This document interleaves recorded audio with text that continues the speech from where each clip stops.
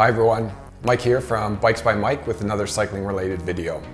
I'm back in the garage to do another review on cycling shoes. I'll compare my newly unboxed Specialized S-Works 7 road shoes with the previous version of the same shoe, the S-Works 6.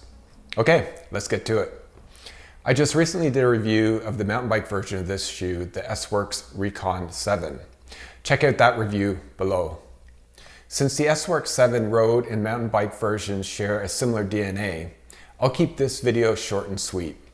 This newly unboxed pair of S-Works 7s is actually my second pair. I've been using the S-Works 7 for about 2 years now, so I'm able to provide a long-term review of this shoe.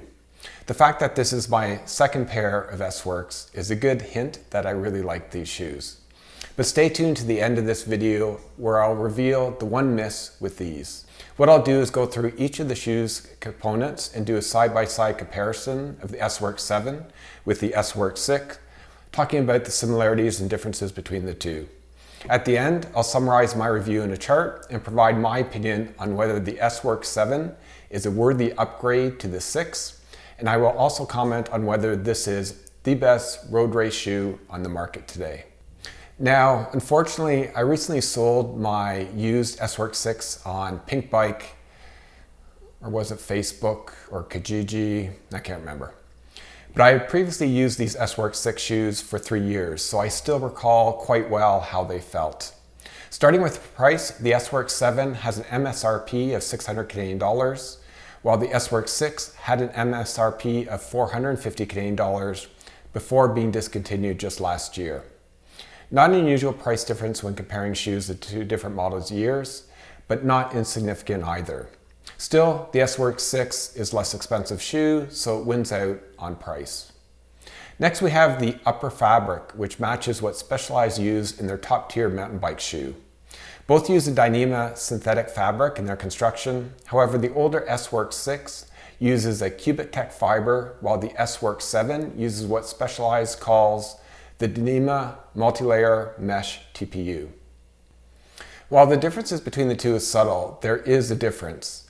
Both are flexible and compliant, but when you feel them and put them on your feet, you do notice that the S-Works 7 is just that little bit more soft and flexible as compared to the fabric used in the S-Works 6. Just like for their mountain bike shoes, there are two areas where Specialized beats out its competition hands down. The choice of fabric is the first.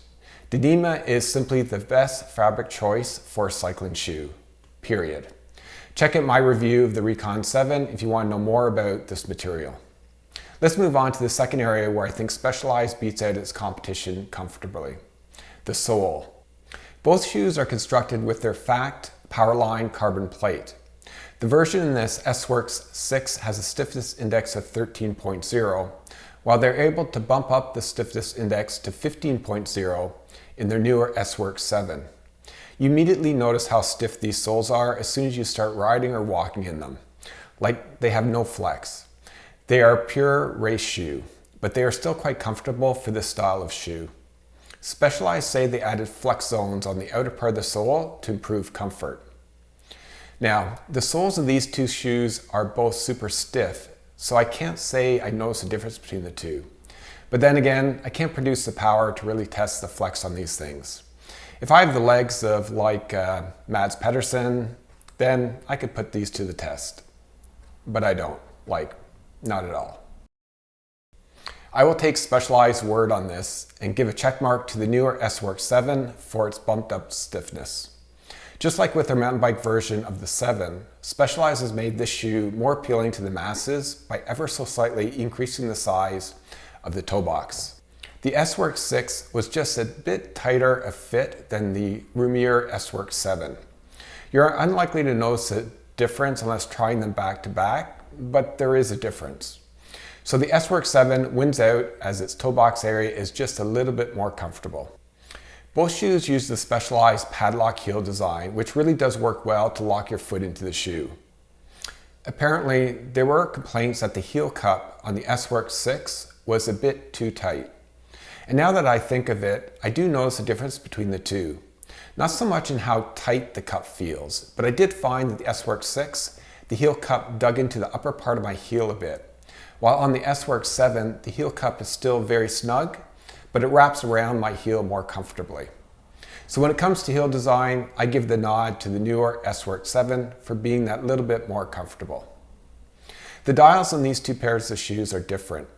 While both shoes come with bow dials, the older S-Works 6 comes with the S2 snap dials, with the newer S-Works 7 is fitted with the S3 dials. This is a nice improvement, as I really did not like the S2 dial. It was difficult to turn, and any amount of dirt or grit caused them to seize up. The S3 dials have a much smoother feel to them and aren't as prone to jamming up. The S-Works 7 wins out big when it comes to dial choice. Finally, both shoes come with the 3-bolt cleat layup, which is common for road shoes. Both fare just fine in this area. Weight-wise, both shoes are very light. The S-Works 6 has a claimed weight of 222 grams for size 42, while the S-Works 7 comes in at an advertised 224 grams. Placing the S-Works 7 on my scale, I get a reading of 224 grams for size 41.5. Actually, let's put this shoe on 2 scales just to be sure. Yep, 224 grams it is. I don't have the S-Works 6 on hand to weigh, but we can assume the claimed weight is pretty accurate. There is a negligible difference between these two shoes on weight, so I'll rate it a tie. So there you have it, a comparison of the similarities and differences in both shoes. On paper, it's clear that the S-Works 7 is improved over the S-Works 6. Okay, I'll wrap up this product review. It's time for my verdict. First, is the newer Specialized S-Works 7 so much better of a shoe to the S-Works 6 to justify the price difference? I'd say yes it is for 3 reasons. While both shoes use a super durable Dyneema fabric in the uppers, the one used in the S-Works 7 shoe is just that little bit more supple and comfortable as compared to the previous version. Also, the BOA S3 snap dials used on the S-Works 7s just work better than the S2 dials. Lastly, Specialized has made the heel cup more comfortable in the S-Works 7 while retaining a snug, no-slip fit. Next is the question, are these the best road race shoe on the market today? I can't say for sure, as I've only tried a few race shoes, but what I can say is that it would be difficult to improve upon them. They are as comfortable as a race shoe can be. They're more durable than almost any other shoe out there, and they are super light and stiff. I have one criticism that I always make on cycling shoes, that the stock insoles are too flimsy to provide maximum comfort and performance. I'd recommend that regardless of which shoe you go with, to consider investing in performant orthotic insoles like those made by G8. That's what I did, and it made a huge difference for me. Also, you'll notice that the fabric at the top of the heel cup is starting to show wear after about 2 years of solid use.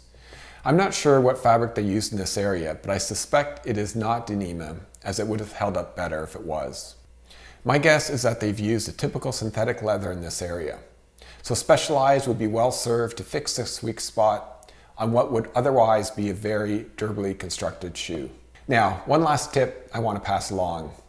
White shoes like these are so difficult to keep clean and bright white. I've tried a lot of cleaning products on these, and by far I get the best results from this, the Mr. Clean Magic Eraser. Wipe your shoes down with this and they'll restore that brand new super white look to your shoes.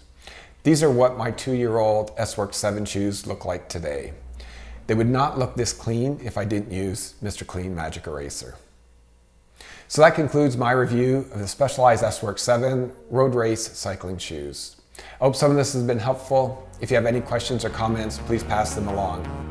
That's all I got for today, folks. If you like this video, please give me a thumbs up and share it with your friends. And if you're not a subscriber to this channel, please subscribe, as it allows me to produce more content for all of you. See you next time. Happy rolling.